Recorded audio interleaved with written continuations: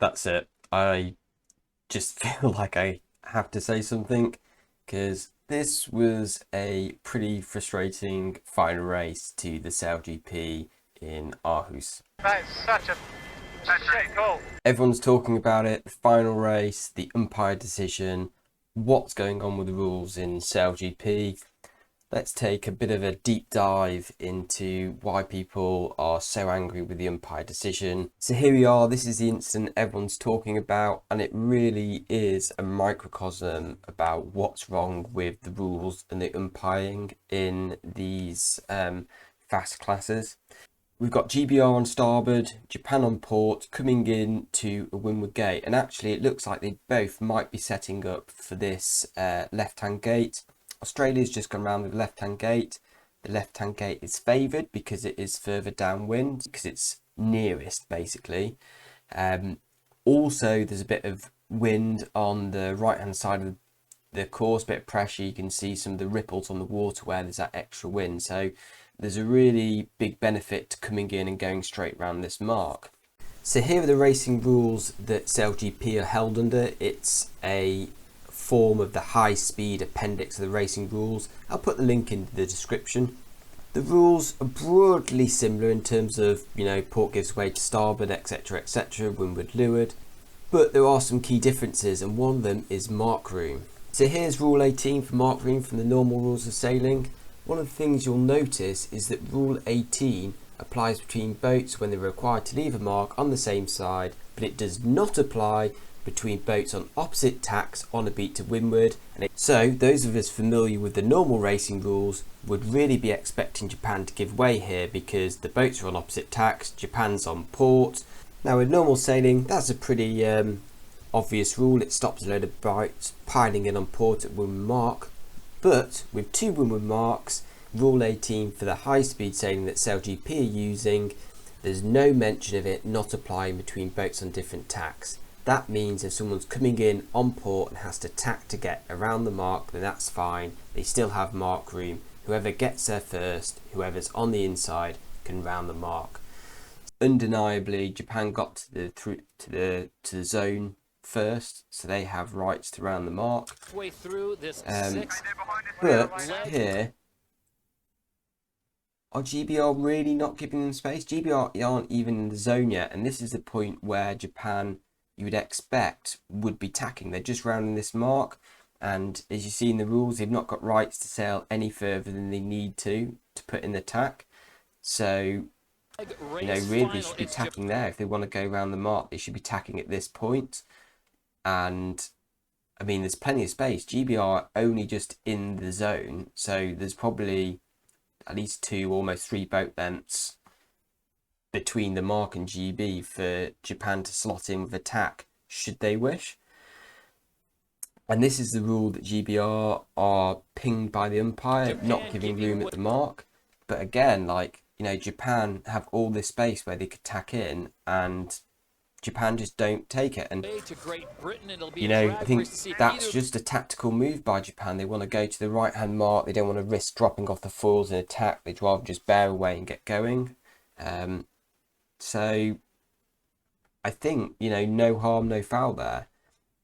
Now, the umpires give GBR the penalty, and it's 17 seconds from this incident happening to GBR being informed of the penalty. Now, that doesn't sound like a long time, but if we just look at how much the situation changes in those 17 seconds and how extremely this penalises GB from what really wasn't that much of an infraction. Well, I don't think it was a rule infringement at all, and yet it turned out to be one of the most drastic penalties of the series. As penalty GBR relative to Japan, penalty GBR. What room do they want? That is such a shit call.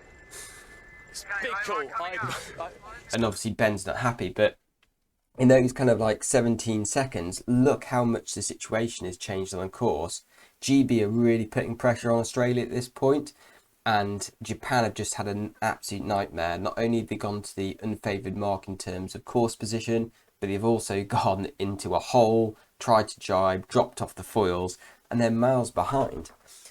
Now, If you watch my video during the America's Cup on the rules and the issues with the rules, I think one of the fundamental problems with these high-speed sailing rules is that the penalties are relative. So that means if the boat you've got a penalty relative to is having a crap time doing something disastrously wrong at the same time you've got to go behind them, then that just accentuates your penalty. So at the moment, Japan have got no incentive to race at all. Australia are well gone. They've just had a nightmare. And really, the longer Japan can play out this penalty, the further into the race that GBR still have to get behind them, the better it is for Japan, because that leaves less time for GB to get back ahead. They've actually lost the event or lost their chance to win this event solely on this decision. And I don't even think it was the right decision anyway.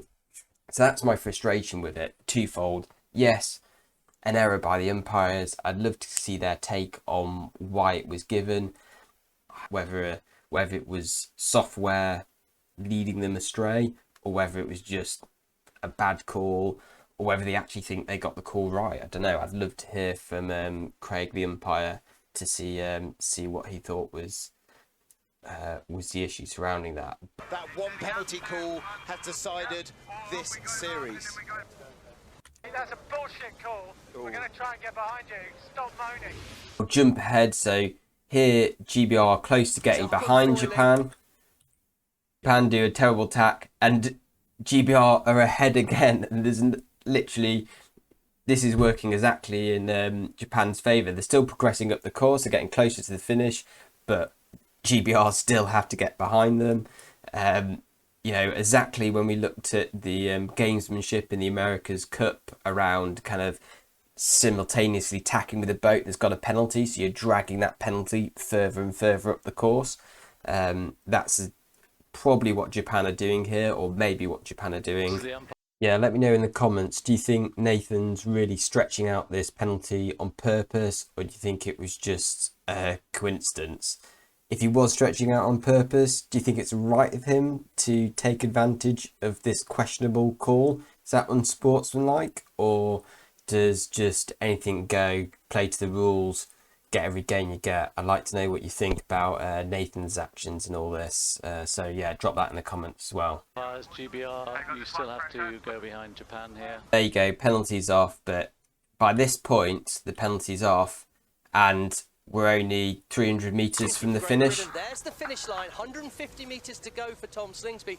What I'd be interested to hear though is your thoughts on the penalties. There's quite a lot of chat around this on the video put out during the America's Cup about applicable penalties.